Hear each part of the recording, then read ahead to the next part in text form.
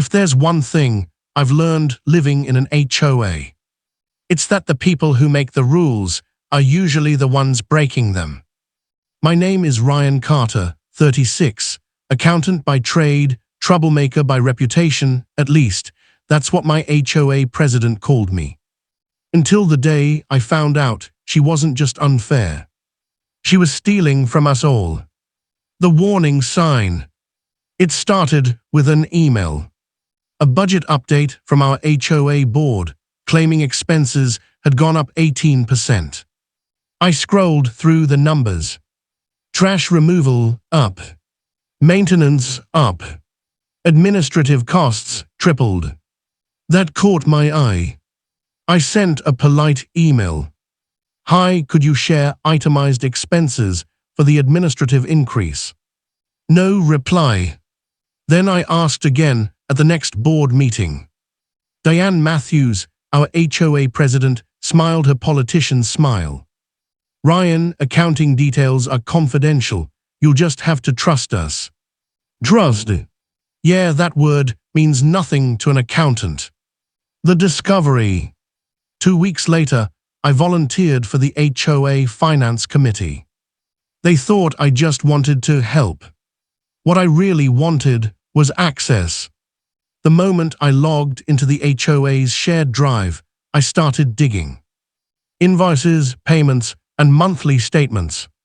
Most looked fine, except one line item. Unit 14A, HOA fees waived, administrative credit. 14A. That was Diane's house. She hadn't paid HOA fees in 2 years. Over $9,000 in unpaid dues, quietly written off as administrative credits. I checked older records. Same story. No payments, no penalties, no notices. Everyone else was getting fined for trash bins left out for one night. And the president herself hadn't paid a dime. The plan. I knew I couldn't just accuse her, she'd deny everything. I needed proof. Hard, undeniable proof. So I printed every file, every transaction, and every email chain that mentioned her credits. Then I went deeper into the HOA's bank statements. Guess whose name was listed as the secondary account signer? Diane Matthews. Guess who approved her own fee waivers? Diane Matthews. The setup. The next HOA meeting was Thursday night. I called the local news anonymously, told them there might be financial misconduct in a suburban HOA. They promised to send a reporter just to observe. Then I told a few neighbors that big news was coming. By the time Thursday came, the community room was packed. Even Diane seemed nervous. She opened the meeting with her usual fake cheer. Let's start with community updates and reminders about late fees. I smiled to myself. Oh, this was going to be beautiful. The confrontation. When it was time for open discussion, I raised my hand. Diane, I said, can you explain why Unit 14A hasn't paid HOA dues since 2023?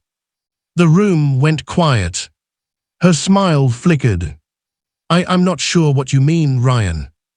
I held up the printed records. Because according to these, you've been marking your own house as paid by administrative credit. Care to explain how that works? Murmurs filled the room. Someone whispered, wait, she hasn't been paying. Diane stammered. That's a clerical error. I was testing the accounting system. I flipped to the next page. Then why did the same error happen 24 months in a row? And why are your initials next to every approval? She froze. The exposure. That's when the news reporter stood up, camera rolling. Ma'am, she said, I'm from Channel 8 Investigates. Would you like to comment on this allegation? The color drained from Diane's face. This meeting is private. You can't record this. The reporter replied calmly. Actually, under state law, HOA meetings are open to the public. The room erupted. People started shouting, "You made us pay fines. You threatened to tow my car. And you weren't even paying your own fees." Diane tried to storm out, but one of the board members stopped her. "You owe this community money, Diane, a lot of it." The aftermath. The following week, the HOA held an emergency vote. Diane was removed from her position unanimously. Turns out she'd also used HOA funds to pay for landscaping around her home, over $4,000 worth. She was forced to repay every cent, plus legal fees. And when the news story aired that weekend, the headline read, "HOA president caught living rent-free, exposed by accountant neighbor."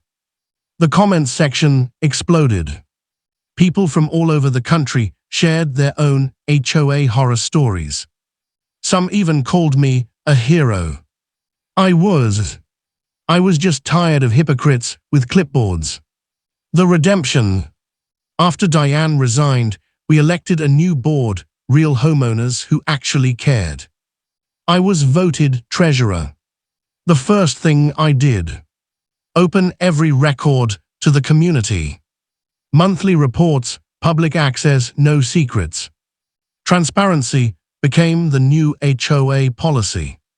Funny thing is, once everyone could see where the money went, people actually trusted the HOA again.